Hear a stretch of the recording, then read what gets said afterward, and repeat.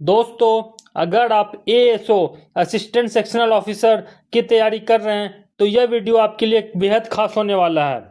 तो दोस्तों, आज हम विस्तार से बताएंगे एएसओ परीक्षा का एग्जाम पैटर्न और उसका सिलेबस क्या रहने वाला है, और आपको बताने वाले हैं किन किन टॉपिक्स पर आपको ज़्यादा फोकस करना चाहिए ताकि आप इस परीक्षा में बेहतर प्रदर्शन कर सकें और आपकी जो तैयारी है वो प्रॉपर अच्छे तरीके से हो सके। यहाँ पर हम लोग हर एक टॉपिक का डीप एनालिसिस करने वाले हैं। बस इतना कर लीजिएगा आप, तो आपको जो एग्जाम है उसका आपको बस उससे अधिक आपको कुछ ज़्यादा कुछ कम नहीं करने की जरूरत है। जैसे आज हम लोग बात करने वाले हैं जीके और जीएस पे टॉपिक है, क्योंकि अगर आप जीके जीएस अगर लूसेंट उठा के पढ़ोगे तो आपको पूरा समुंदर लगेगा, लेकिन अगर आप पता करोगे कि उसमें से कौन कौन टॉपिक से क्वेश्चन ज़्यादा पूछा जाता है एग्जाम में, तो आपको जो तैयारी है तैयारी करने में आपको बहुत हेल्पफुल होगा। आज हम लोग यहाँ बात करेंगे हिस्ट्री, पॉलिटी, ज्योग्राफी और साइंस और करंट अफेयर से कौन कौन से टॉपिक पे आपको ज़्यादा फोकस करना है। तो दोस्तों चलिए हम लोग स्टार्ट करते हैं आज की क्लास। ये देखिए दोस्तों, यह है हमारा topic ASO assistant section officer. और जो मैं आपको यहाँ सिलेबस बताने वाला हूँ वो न केवल आपको एएसओ असिस्टेंट सेक्शन ऑफिसर जो बीएसएससी सीजीएल भी एग्जाम जो लेने वाला है, एएसओ की जो पोस्ट आने वाली है वहाँ पर 2000 पोस्ट, और जो बीपीएससी जो एग्जाम लेगी एएसओ के लिए उसका, और बीएसएससी इंटर लेवल का जो एग्जाम होने वाला है वो सब का सिलेबस आपका इधर सेम होने वाला है। यहाँ पर देखिए दोस्तों, मेनली हम लोग इसका अगर सिलेबस की बात करें तो आप लोगों को पता होगा यहाँ पर जीके और जीएस से कितने क्वेश्चन आते हैं? 50 क्वेश्चन आते हैं, ठीक है। उसके बाद बात करूं दूसरा जो पार्ट हो गया आपका मैथ हो गया, मैथ प्लस साइंस, यहां से आपको कितने क्वेश्चन आएंगे? 50 क्वेश्चन आएंगे। और तीसरा जो हो गया रीजनिंग से कितने क्वेश्चन आएंगे? 50 क्वेश्चन आएंगे, ठीक है। तो यहाँ पर देखिए दोस्तों, इस पार्ट की आज हम लोग बात करने वाले जीके और जीएस, यहाँ से आपको कितने क्वेश्चन आएंगे और किन किन सी टॉपिक पे आपको ज्यादा फोकस करना है और उसकी तैयारी हम लोग कैसे करें। यहाँ पर दोस्तों अगर हिस्ट्री की बात करें, हिस्ट्री में आपको एग्जाम में देखिए 15 से 18 क्वेश्चन आपको हिस्ट्री से मिलने वाला है। हिस्ट्री में भी आपको 3 सेक्शन है, एक हो गया एंशिएंट हिस्ट्री, उसके बाद हो गया मेडिएवल हिस्ट्री, उसके बाद हो गया मॉडर्न हिस्ट्री, ठीक है। तो एंशिएंट हिस्ट्री से आपको 4 से 5 क्वेश्चन मिलेगा, मेडिएवल से आपको 4 से 5 क्वेश्चन मिलेगा, बाकी जो मॉडर्न हिस्ट्री है यहाँ से आपको 8 से 10 क्वेश्चन मिलने वाले हैं, ठीक है। तो अब आगे देखिए हिस्ट्री में आपको क्या पढ़ना है उसके बारे में हम लोग अच्छे से आगे से आपको डिटेल में बताने वाले हैं कि एंशिएंट हिस्ट्री में जो इंपॉर्टेंट टॉपिक्स है कौन कौन से टॉपिक पे आपको ज़्यादा फोकस करना है। उसके बाद मेडिएवल पे जाएंगे, उसके बाद मॉडर्न पे जाएंगे। अब बात करते हैं इंडियन ज्योग्राफी की। यहाँ पे देखिए 8 से 10 क्वेश्चन आपको इंडियन ज्योग्राफी से मिलने वाला है। उसके बाद पॉलिटी की बात करें, पॉलिटी में आपको 7 से 8 क्वेश्चन मिनिमम मिलेगा ही मिलेगा, मैक्सिमम इससे बढ़ भी सकता है। उसके बाद इकोनॉमिक्स की बात करें, इकोनॉमिक्स में आपको 4 से 5 क्वेश्चन मिलने वाला है। कितना? 4 से 5 क्वेश्चन। उसके बाद साइंस हो गया, अभी हम लोग साइंस की टॉपिक नहीं देखने वाले हैं, साइंस का मैं अलग से आपको क्लास लेकर आऊंगा, वहां पर देखेंगे साइंस में आपको कौन कौन से टॉपिक से ज्यादा क्वेश्चन पूछा जाता है। मेनली आपको बायोलॉजी पे ज्यादा फोकस करना है, उसके बाद फिजिक्स हो गया, उसके बाद केमिस्ट्री हो गया। करंट अफेयर में देखिए यहाँ पे आपको 10 से 12 क्वेश्चन आपको देखने को मिलेगा एग्जाम में। फिर हो गया बिहार स्पेशल से भी आपको 5 से 6 क्वेश्चन देखने को मिलेंगे, क्योंकि ये जो एएसओ की एग्जाम है वो बीपीएससी लेने वाली है, तो आपको बिहार स्पेशल से क्वेश्चन डेफिनेटली देखने को मिलने वाला है। फिर आता है मैथ्स, वहां से 25 क्वेश्चन और रीजनिंग से 50 क्वेश्चन। तो आज हम लोग मेनली जीके और जीएस का पार्ट देखेंगे। उसके बाद हम लोग नेक्स्ट क्लास में साइंस की कौन कौन सी टॉपिक है, उसके बाद मैथ, उसके बाद रीजनिंग की बात करने वाले हैं। तो चलिए दोस्तों स्टार्ट करते हैं। यहाँ पर देखिए हिस्ट्री, पहला क्या है हमारा, हिस्ट्री में कौन कौन से टॉपिक पे ज्यादा फोकस करना है और अच्छे से पढ़ना है। हिस्ट्री में भी हम पहले एंशिएंट हिस्ट्री देखने वाले हैं। एंशिएंट हिस्ट्री में देखिए हड़प्पा सभ्यता हमारा, वहां से एक क्वेश्चन देखने को मिलेगा। वैदिक हो गया, वहां से आपको एक क्वेश्चन देखने को मिलेगा, हड़प्पा से एक क्वेश्चन, वैदिक सभ्यता से एक क्वेश्चन देखने को मिलने वाला है। फिर है मगध साम्राज्य का उत्कर्ष, यहाँ से आपको क्वेश्चन मिलेगा, ठीक है। उसमें मगध साम्राज्य का उत्कर्ष में आपको 16 महाजनपद है, वहां से क्वेश्चन मिलेगा। फिर मौर्य पीरियड, वहां से आपको 2 क्वेश्चन मिलने वाला है। और लास्ट में गुप्ता डायनेस्टी, वहां से दो से 3 क्वेश्चन अगर पूछे जाएगा तो यहाँ से आपको दो से 3 क्वेश्चन पूछा जा सकता है, ठीक है। यहाँ पर भी देखिए तैयारी कैसे करना, मेनली आपको लोगों का सवाल होगा। यहाँ पर देखिए कैसे आपको पढ़ना हो मैं आपको बताने वाला हूँ। जैसे यहाँ पर मगध साम्राज्य का उत्कर्ष है, वहां पे आपको कैसे तैयार करना इस टॉपिक को। यहाँ पर देखिए दोस्तों क्या है, मगध राज का उत्कर्ष, राइज ऑफ मगधा। यहाँ पर टोटल कितने वंश है? सबसे प्राचीन वंश कौन सा है? विधिदत्त, ठीक है। उसके बाद आता है हर्यक वंश, शिशुनाग वंश, नंद वंश और मौर्य वंश। इसको ट्रिक है याद करने का, इसे हम लोग याद करते हैं हसीना से। हसीना मतलब ह से हर्यक वंश हो गया, ह से हर्यक वंश हो गया।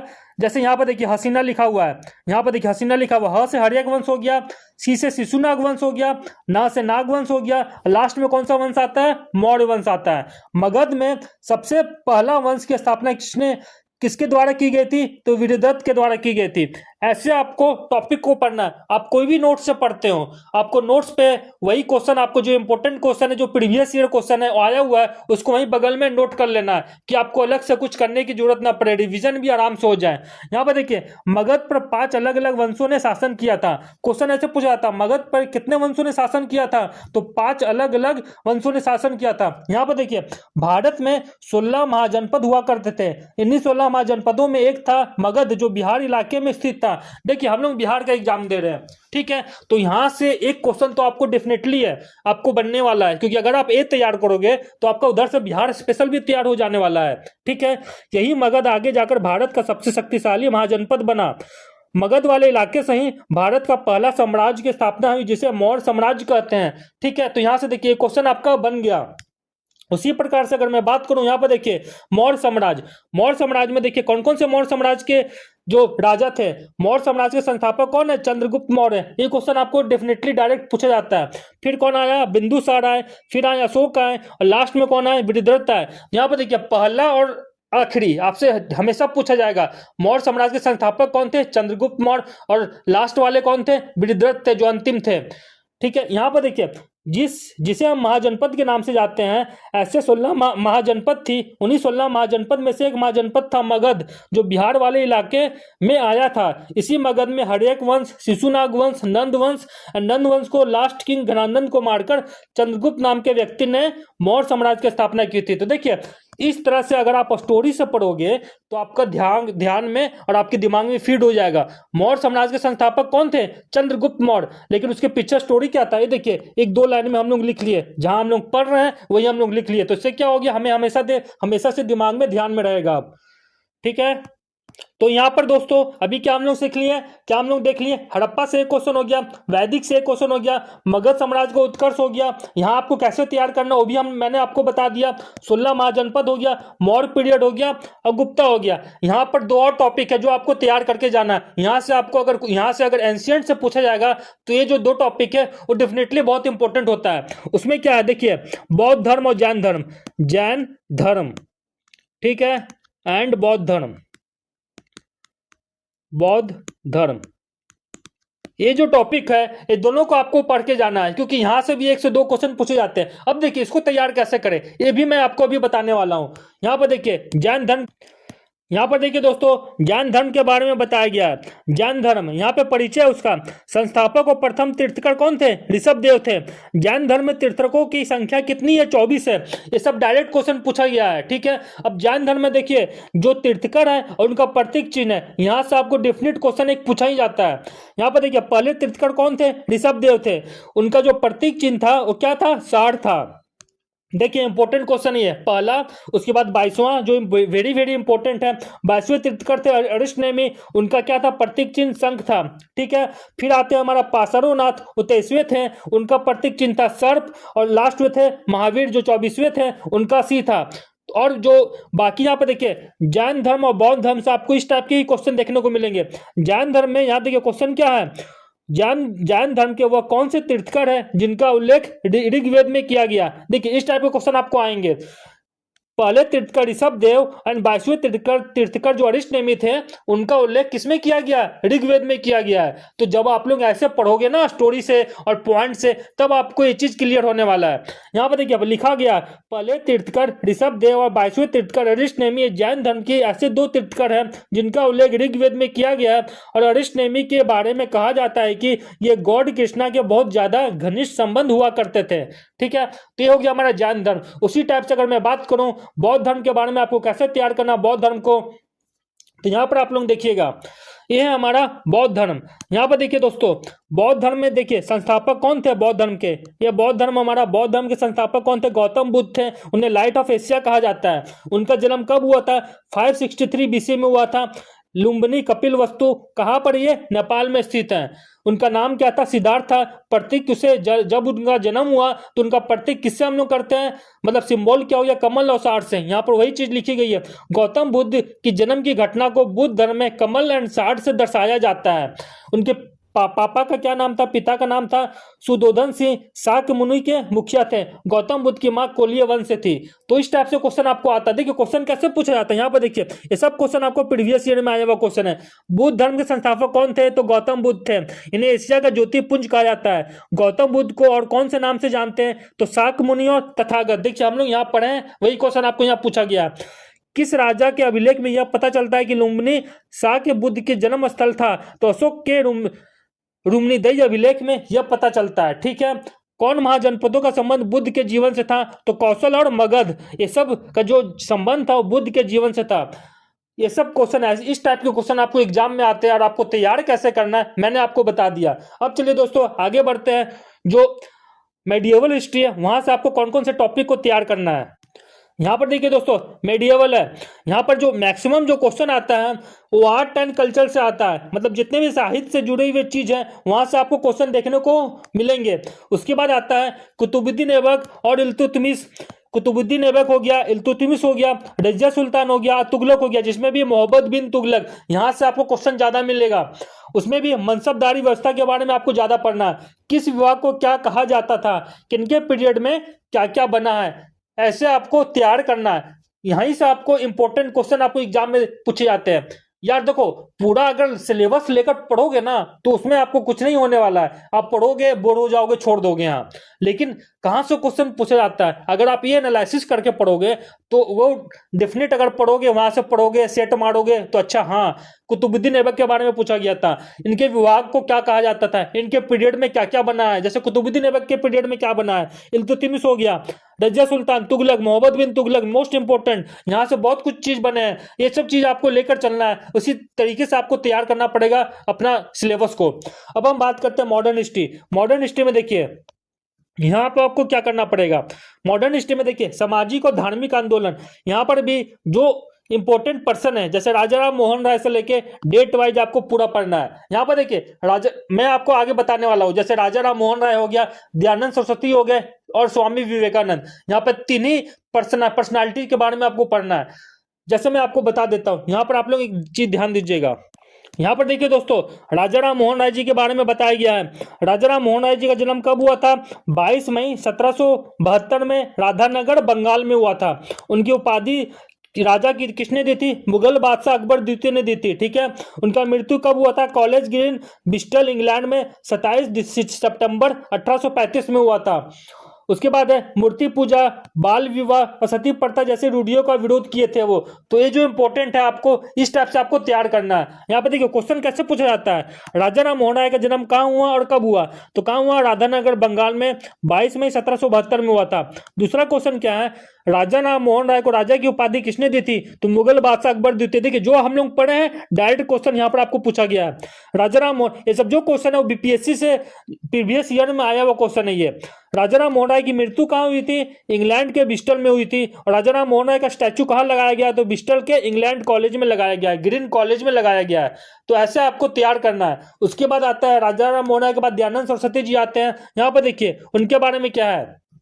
दयानंद सरस्वती हो गए, उनका जन्म कब हुआ था? 12 फरवरी 1824 को। यहाँ पर चीजें देखिए, राजा राम मोहन राय का जन्म कब हुआ था और उनकी मृत्यु कब हुई थी और कौन से समाज की स्थापना किए थे, इसके बारे में आपको जनरली क्वेश्चन पूछा जाता है। तो यहाँ देखिए ब्रह्म समाज की स्थापना की थी राजा राम मोहन राय ने, स्वामी दयानंद सरस्वती ने आर्य समाज की स्थापना की थी। ठीक है। और जो स्वामी विवेकानंद है वो शिकागो धर्म संसद में भाषण दिए थे, रामकृष्ण मिशन की स्थापना की और वेदांत सोसाइटी की स्थापना की थी।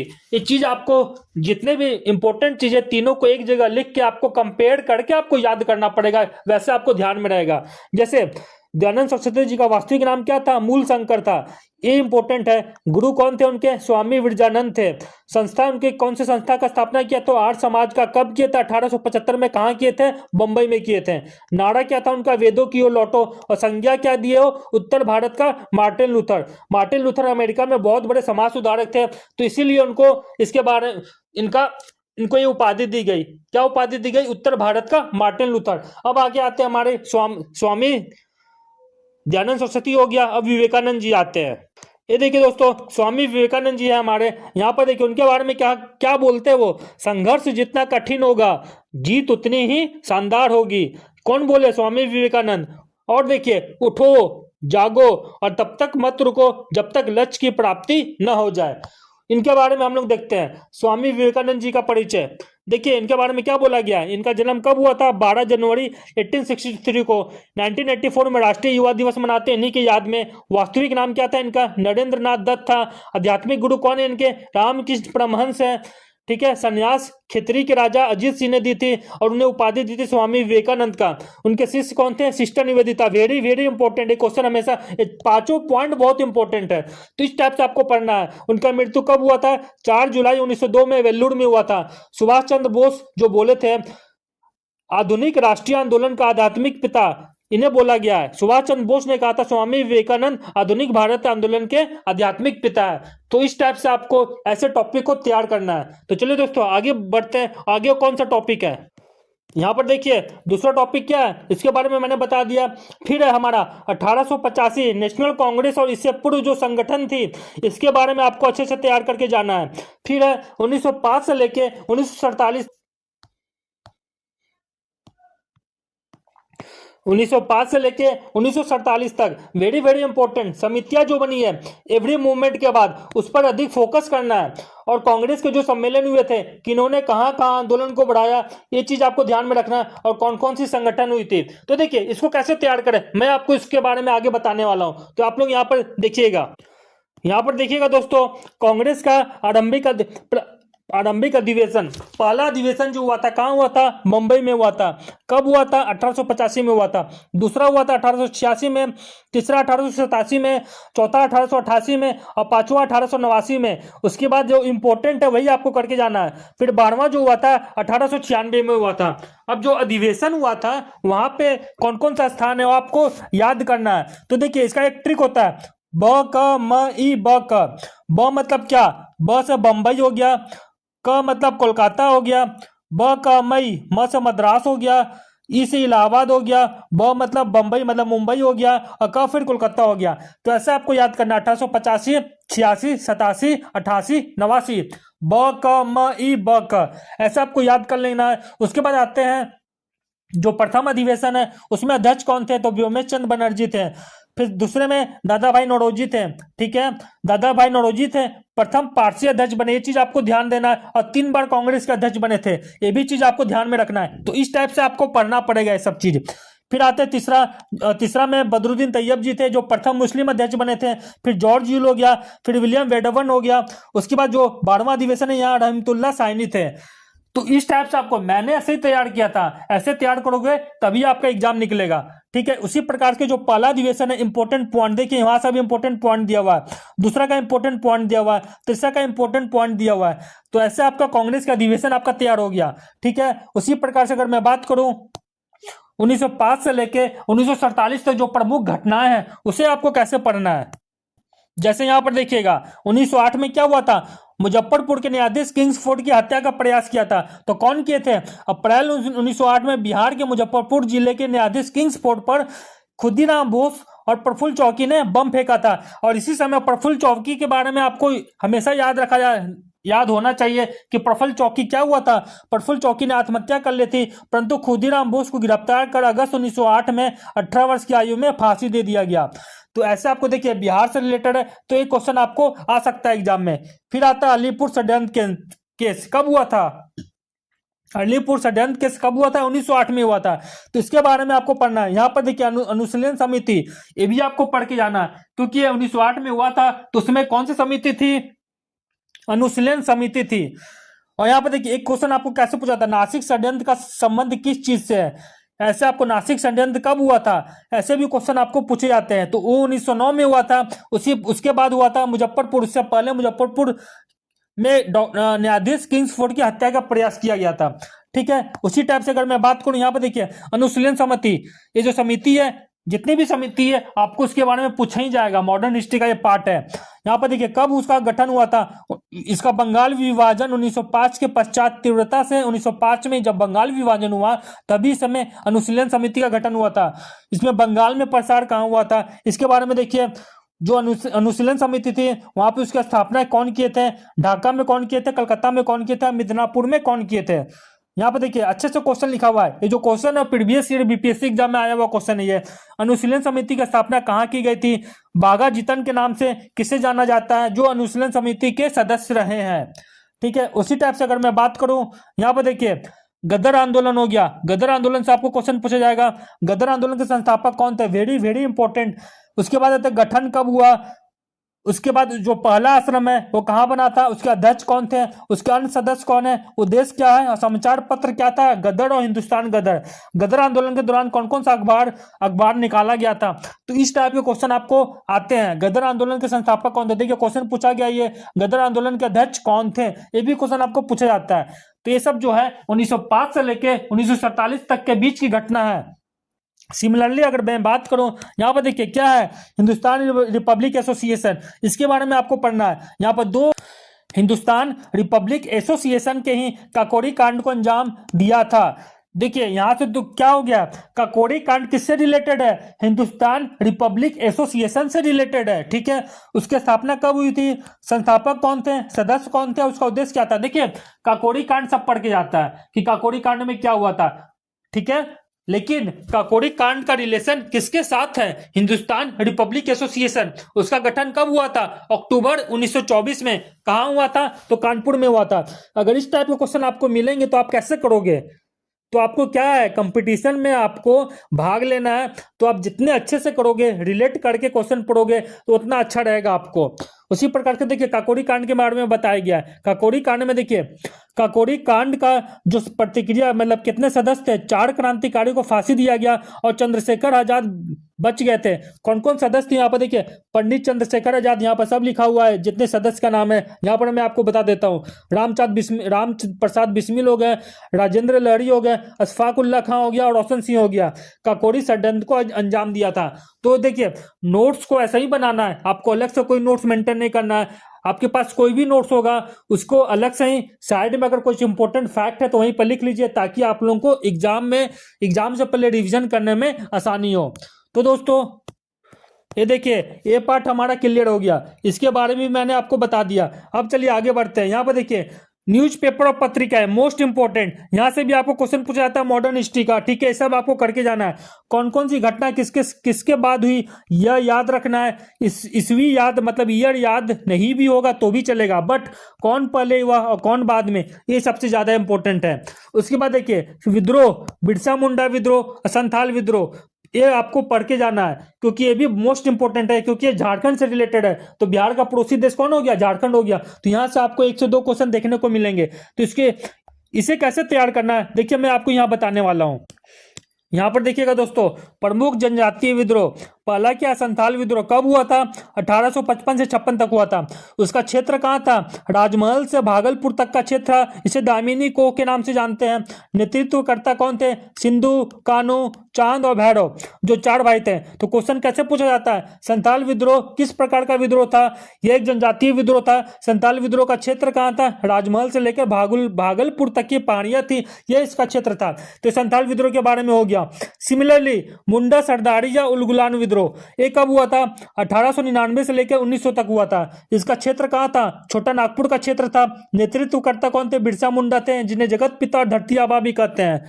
1895 में बिरसा मुंडा ने स्वयं को भगवान का दूत घोषित किया, वह विद्रोह का राजनीतिक धार्मिक रूप प्रदान किया। तो इस टाइप से आपको तैयार करना है। और जितने भी विद्रोह हुए, जैसे यहाँ पर लिखा हुआ कोल विद्रोह, संथाल विद्रोह, मुंडा विद्रोह, इसवी आपको याद करना है कौन कौन इसमें पार्टिसिपेट लिए थे। चेरो विद्रोह हो गया, हो विद्रोह हो गया, तमाड़ विद्रोह हो गया, कोल विद्रोह, ये सब विद्रोह आपको करके जाना अच्छे से। यहां से आपको क्वेश्चन देखने को मिलेगा। तो दोस्तों ये देखिए, ये था हमारा हिस्ट्री का पार्ट। अब हम आते हैं ज्योग्राफी में। ज्योग्राफी में आपको क्या पढ़ना है? ज्योग्राफी में मोस्ट इंपॉर्टेंट यहाँ पर आप लोग ध्यान दीजिएगा, फिजिकल ज्योग्राफी वेरी इंपॉर्टेंट है। यहाँ से आपको क्वेश्चन देखने को मिलेगा। क्या हिमालय रेंज हो गया, फिर प्लेन हो गया, प्रादीपीय भारत और द्वीपीय समूह, ये तीन जो पार्ट है वेरी वेरी इंपॉर्टेंट। यहाँ से आपको क्वेश्चन अगर आएगा 5 से 6 क्वेश्चन, तो 2 से 3 क्वेश्चन आपको यही सेक्शन से मिलने वाला है। फिर आता है क्लाइमेट में मानसून से अधिक क्वेश्चन आते हैं। फिर चक्रवात हो गया, प्रति चक्रवात हो गया, हवाएं जो बहती है, कर्क रेखा, क्लाइमेट और समुद्री जलधाराएं, यहां से आपको क्वेश्चन देखने को मिलेगा जो ज्योग्राफी का पार्ट है ये। आगे देखिए, भारत का आर्थिक भूगोल, यहां से भी आपको क्वेश्चन देखने को मिलेंगे। जहां पे एग्रीकल्चर हो गया, आवागमन के साधन मतलब रोड हो गया, इंडस्ट्रीज हो गए और व्यापार हो गया, यहां से भी आपको एक क्वेश्चन आपको देखने को मिलेगा, डेफिनेट है। ये ज्योग्राफी का पार्ट हो गया। उसके बाद आते हैं हम लोग पॉलिटी। पॉलिटी में आपको कहाँ ज्यादा फोकस करना है? पॉलिटी में देखिए कौन कौन से टॉपिक है। पहला प्रस्तावना, यहाँ से आपको एक क्वेश्चन देखने को मिलेगा। फिर आता मौलिक अधिकार, यहाँ से आपको 1 से 2 क्वेश्चन देखने को मिलेगा। फिर डीपीएसपी, यहाँ से 1 से 2 क्वेश्चन। प्रेसिडेंट हो गए, फिर गवर्नर हो गए और पार्लियामेंट, यहाँ से आपको क्वेश्चन मिलेगा। मोस्ट इंपोर्टेंट जो टॉपिक है पंचायती राज, ये आपको करके ही जाना है। पंचायती राज में आपको 2 क्वेश्चन देखने को मिलेगा। और अमेंडमेंट, कौन सा अमेंडमेंट कब हुआ था, यहाँ से आपको एक क्वेश्चन देखने को मिलेगा। तो ये देखिए पॉलिटी का सेक्शन है। उसके बाद देखिए हम लोग आते हैं इकोनॉमिक्स में। इकोनॉमिक्स में देखिए कहाँ आपको ज्यादा फोकस करना है। आरबीआई, यहाँ पे मॉनेटरी पॉलिसी, सीआरआर क्या होता है, एसएलआर क्या होता है, रेपो रेट क्या है अभी, और रिवर्स रेपो रेट क्या है। ठीक है, यहाँ से आपको ये चीज आपको ये देखिए, ये जो हमारा करंट अफेयर का भी पार्ट है और साथ में आप अगर बोलोगे तो इकोनॉमिक्स का भी पार्ट है, तो दोनों आपका तैयार हो जा रहा है। फिर आता है मर्जर विद बैंक, कौन से बैंक का मर्जर कब हुआ था, और जीडीपी, और साथ में आपको बजट, वेरी वेरी इंपॉर्टेंट। ये इकोनॉमिक्स और प्लस करंट, ये दोनों को आप लोग लेके चलोगे तो ये चीज आपका क्लियर हो जाएगा। बिहार का बजट एंड आर्थिक सर्वेक्षण मोस्ट इंपॉर्टेंट है, ये सब आपको करके जाना है। उसके बाद अगर मैं बात करता हूँ बिहार हिस्ट्री, बिहार को हम लोग, बिहार का एग्जाम हो रहा है और बीपीएससी इसका एग्जाम ले रही है, तो हम लोग बिहार के सेक्शन को इग्नोर नहीं कर सकते, क्योंकि यहाँ से क्वेश्चन आपको देखने को मिलेगा। जैसे मैं बात करूँ एंशिएंट हिस्ट्री की, एक समय पे अगर आप बीएसएससी सीजीएल की बात करें, सीजीएल की बात करें, जो सीजीएल 4 है, वहां पर आपको अधिक क्वेश्चन नहीं पूछा जाता है। 2 से 3 क्वेश्चन पूछा भी जाएगा तो बिहार से, वो भी आपका अगर एंशिएंट हिस्ट्री कर लोगे तो वहां से आपका फिनिश हो जाएगा। साथ में कुछ नदी पढ़ लोगे और कुछ नदी के बारे में पढ़ लोगे, इंडस्ट्री के बारे में पढ़ लोगे, तो यहाँ से आपका हो जाने वाला है। लेकिन अगर बीपीएससी एसओ का एग्जाम ले रही है तो यहाँ से आपको थोड़ा सा करके जाना है। जैसे एंशिएंट हिस्ट्री की बात करें, इस पर ज्यादा फोकस करना है। मगध का उत्कर्ष हो गया, 16 महाजनपद हो गए, मौर्य काल और गुप्त काल, जो मैं पहले आपको बता चुका हूँ। दूसरा बौद्ध धर्म और जैन धर्म, ये भी मैंने आपको बता दिया। मेडिएवल को आप एक टाइम पे स्किप कर सकते हो, ये आपको करने की जरूरत नहीं है। फिर आता है फ्रीडम मूवमेंट। फ्रीडम मूवमेंट में 1905 से लेके 1947 तक, यहाँ आपको करके जाना है। सभी आंदोलन में बिहार में कहाँ का सेंटर था, कौन नेता थे, उस पर ज्यादा फोकस करना है। तो हिस्ट्री का बात हो गया। अब बिहार ज्योग्राफी की बात करते हैं। बिहार ज्योग्राफी में देखिए बिहार का भौगोलिक स्ट्रक्चर, ये आपको करके जाना है। दूसरा एग्रीकल्चर हो गया, कहाँ कहाँ किस एरिया में क्या है, यहाँ आपको ज्यादा फोकस करना है। बिहार की मिट्टी हो गई, फिर फॉरेस्ट हो गया। बिहार का आप लोग मैप लीजिएगा, मैप पढ़िएगा। मैप से ही अगर आप यहाँ पे आप लोग 8 घंटा का दे देते हो ना, तो ये सब टॉपिक आपका फिनिश हो जाने वाला है। फिर आता नदियाँ, नदियाँ कहाँ से निकलती है, कहाँ मिलती है, ऑल फैक्ट्स आपको यहाँ पे करके जाना है। फिर मिनरल्स हो गया, झील और जलप्रपात हो गया। मिनरल्स, झील और जलप्रपात और लेक्स, जो बिहार में जितने भी जलप्रपात है, बिहार में जितने भी लेक्स है और बिहार में जितने भी झील है, यहाँ से आपको क्वेश्चन देखने को मिलेगा। अब आता है बिहार पॉलिटी। बिहार पॉलिटी में देखिए क्या क्या पे ज्यादा फोकस करना है। विधानसभा में कितने लोग हैं, विधान परिषद में कितनी सीट है, कब विधानसभा का गठन हुआ था, बिहार कब अलग हुआ, यहाँ से आपको क्वेश्चन देखने को मिलेगा। आंदोलन हो गए और पंचायती राज इलेक्शन, यहाँ से क्वेश्चन आपको देखने को मिलेगा। पंचायत का जो 73rd अमेंडमेंट हुआ था वो कब हुआ था, और पंचायत की कमेटी की डिटेल्स, ये चीज जो है आपको वेरी वेरी इंपॉर्टेंट है, आपको करना ही करना है।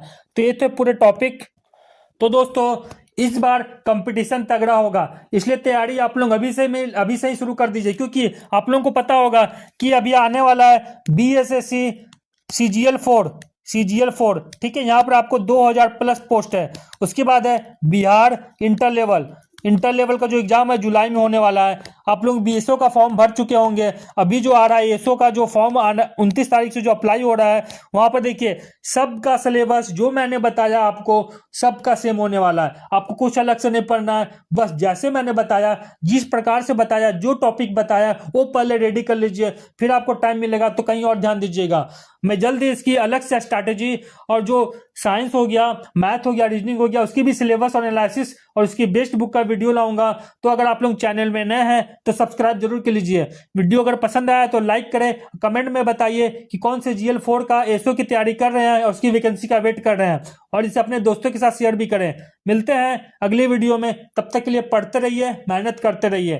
थैंक यू, धन्यवाद, जय हिंद।